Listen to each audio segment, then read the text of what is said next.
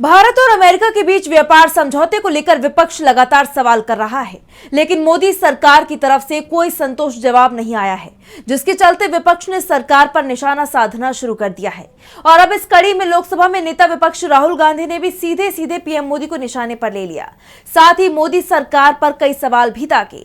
तो क्या कुछ बोले राहुल गांधी और क्या है पूरी खबर, जानेंगे इस रिपोर्ट में। भारत और अमेरिका के बीच ट्रेड डील पर सहमति बन गई है, लेकिन इस पर विपक्ष के सवालों का जवाब मोदी सरकार नहीं दे पाई। संसद के बजट सत्र के पहले हिस्से में यह मुद्दा विपक्ष की तरफ से उठाया गया, लेकिन वहां भी सरकार की चुप्पी बरकरार रही, जिस पर नेता प्रतिपक्ष राहुल गांधी ने पहले भी कहा था कि पीएम मोदी ने अमेरिका और डोनाल्ड ट्रंप के आगे सरेंडर कर दिया है। उन्होंने संसद में जुजुत्सु वाली टिप्पणी करते हुए कहा था कि पीएम मोदी को जकड़ लिया गया है और उनका दम घुट रहा है। वहीं अब उन्होंने ऐसा क्यों कहा, इस पर बयान दिया। साथ ही भारत अमेरिका के बीच व्यापार समझौते को लेकर भी मोदी सरकार से कड़े सवाल पूछे।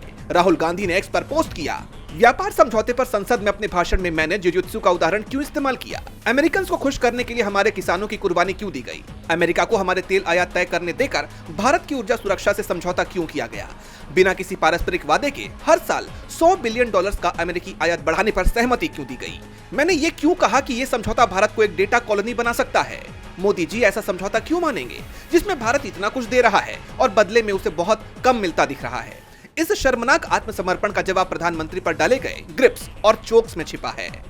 जैसा आप जानते हैं कि भारत और अमेरिका के बीच व्यापार समझौते में अमेरिकी किसानों के लिए भारत के बाजार पूरी तरह से खोल दिए गए हैं, जिस पर विपक्ष कड़ी आपत्ति दर्ज करा रहा है और तर्क दे रहा है कि ऐसा करने से भारतीय किसानों को बड़ा नुकसान होगा। लेकिन विपक्ष के इन सवालों पर कोई दुरुस्त जवाब न आने पर विपक्ष अब और हमलावर हो गया है और पीएम मोदी पर ट्रंप के आगे झुकने का आरोप लगा रहा है। वहीं अब राहुल गांधी ने खुद पीएम नरेंद्र मोदी पर सवालों की बौछार कर दी है, जिसका जवाब केंद्र सरकार की तरफ से दिया जाता है या नहीं, ये तो देखना होगा। डीबी लाइव की रिपोर्ट।